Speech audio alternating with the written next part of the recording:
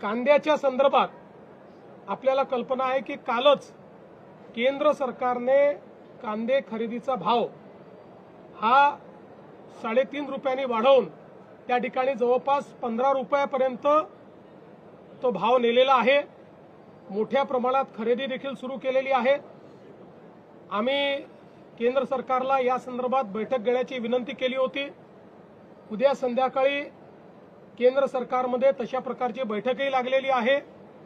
कांद्याच्या संदर्भात सातत्याने राज्य सरकार आणि केंद्र सरकार हे इंटरव्हेन्शन करतायत।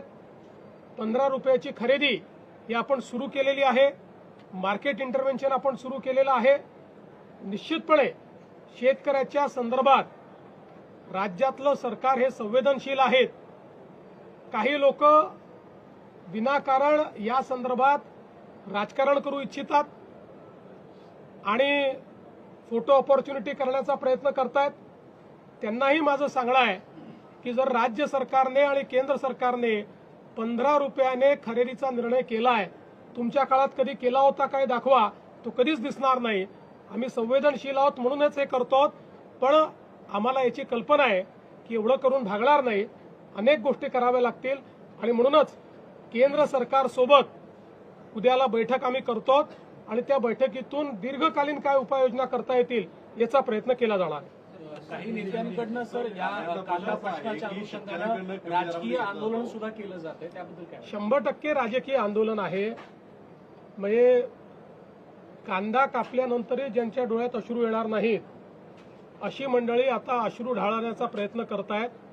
पण मी स्पष्टपणे सांगतो, महायुतीचं सरकार कांद्याच्या संदर्भात संवेदनशीलतेनं काम करण्याचा प्रयत्न करते।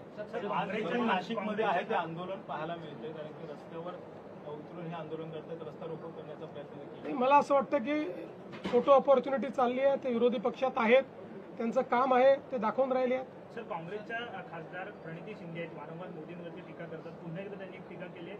त्यांचं असं म्हणणं आहे की ट्रम्प तात्या जसं बोलतात तसं मोदी सगळं करतात, असं त्यांनी। असं आहे की प्रणिती शिंदे या पहिल्यांदाच खासदार झालेल्या आहेत, पूर्वी आमदार होत्या। अपेक्षा आहे की अशा लोकांनी मॅच्युरिटीने बोललं पाहिजे, पण कोणी इमॅच्युरिटी दाखवली तर त्याला आपल्याला सांगता थोडी होतं। आता एवढी जर इमॅच्युरिटी असेल, म्हणजे आपण कोणाबद्दल बोलतो आहोत, काय बोलतो आहोत या संदर्भात जर भान राहत नसेल तर अशा लोकांना जनताच त्यांचं स्थान दाखवेल।